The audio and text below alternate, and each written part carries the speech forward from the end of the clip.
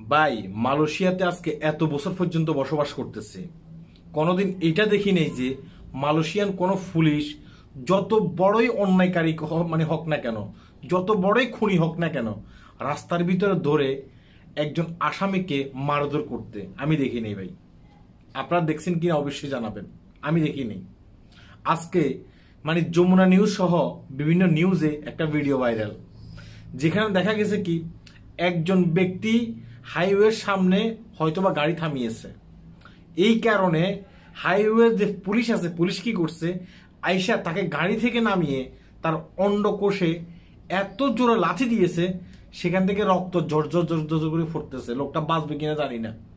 যিনি লাথি দিয়েছে, যে পুলিশ লাথি দিয়েছে, সেই পুলিশ শুধু রাস্তার দিকে হাঁটতেছে, তার ভিতরে কোনো অনুশোচনা নাই।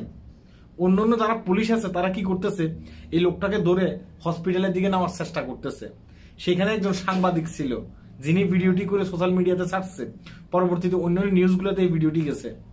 হ্যাঁ, তিনি পুলিশের সাথে কথা বলার চেষ্টা করতেছে। এই পুলিশের নাম কি, তারা কিন্তু ওই পুলিশের নাম বলতেছে না। পরবর্তীতে এই লোক যে লোকটা ভুক্তভোগী, সেই লোকটা সাক্ষাৎকার নিচ্ছে।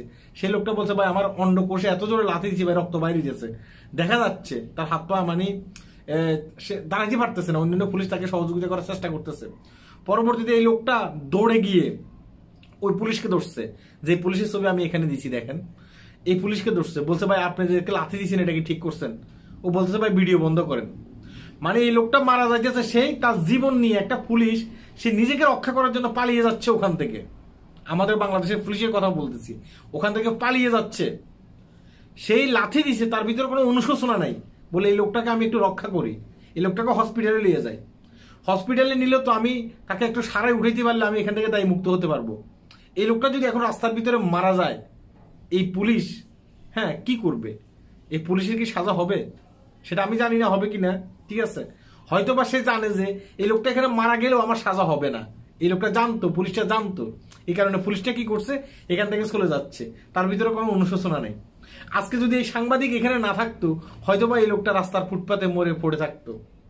পরের দিন এই পুলিশগুলো আবার এসে বলতো কি একটা অজ্ঞাত লাশ পাওয়া গেছে এইখানে। বাংলাদেশে এগুলো অ্যাভেলেবেল করতেছে।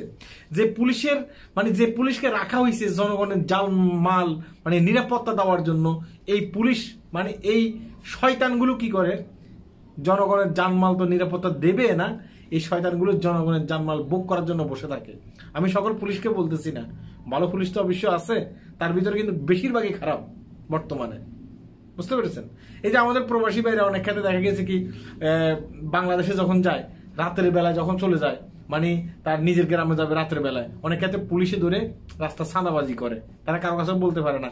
বিভিন্ন পত্র পত্রিকা থেকে কিন্তু এগুলো আসে। আমরা প্রবাসী, আমরা প্রবাসের মাটিতে আমরা রাত 3টা বাজেও হাঁটতে পারবো, কোনো পুলিশ আমাদেরকে জিজ্ঞাসা করবে না। হয়তো ধরছে ভিসা পাসপোর্ট চেক করবে, আর ভিসা পাসপোর্ট না থাকলেও সে আমাদেরকে ধরে জেলখানায় নিয়ে যাবে। সে কখনো আমাদের অন্ডকোষে লাথি দিবে না, কখনো সে গায়ে হাত দেওয়ার চিন্তা ভাবনা করবে না। সে যদি গায়ে হাত দেয় তার অবস্থা ভয়াবহ হবে। মালয়েশিয়ান পুলিশ কিন্তু জানে। কিন্তু আমার যেখানে জন্ম, যেখানে আমার জন্মগ্রহণ করেছি, যেখানে আমার বাপ দাদার বিটা, যেটা আমার দেশ, সেখানে আমরা কেউ নিরাপদ না। এই আলোচনাটা করার মেন উদ্দেশ্য হচ্ছে যে আমরা কি এখনো স্বাধীন হতে পেরেছি? আমরা কি এখনো কি বলবো, আমার মাথায় এগুলো ধরতেছে না ভাই। হ্যাঁ, আজকে এই লোকটার ভিডিওটা আমি এখানে দেখাতে পারতেছি না। যদি ভিডিওটি আমি দেখাতে পারতাম না, আমি খুশি হতাম। যেহেতু এটা আমার ভিডিও না, কপিরাইট আসবে, আমি এই কারণে দেখাতে পারিনি। আপনারা বিভিন্ন এই যে চ্যানেলগুলোতে গিয়ে দেখে আসতে পারেন, এবং কি যমুনা নিউজে গিয়ে দেখে আসতে পারেন। লোকটা কিভাবে হাহাকার করতেছে, চিৎকার করতেছে, তার অন্ডকোষে লাথি দিচ্ছে। যেখানে একটা টোকা পড়লে একটা মানুষ পুরো তার শেষ ঠিক থাকে না, সেখানে অন্ডকোষে লাথি দিয়া সেখান থেকে রক্ত বের হচ্ছে। এই বিষয়টা আপনার কাছে, আপনাদের কাছে, দেশের যারা ভালো প্রশাসন আছেন তাদের কাছে আপনারা একটু এই বিষয়টা দেখবেন। সবাই ভালো থাকবেন, ভিডিওটি শেয়ার করবেন। আল্লাহ হাফেজ।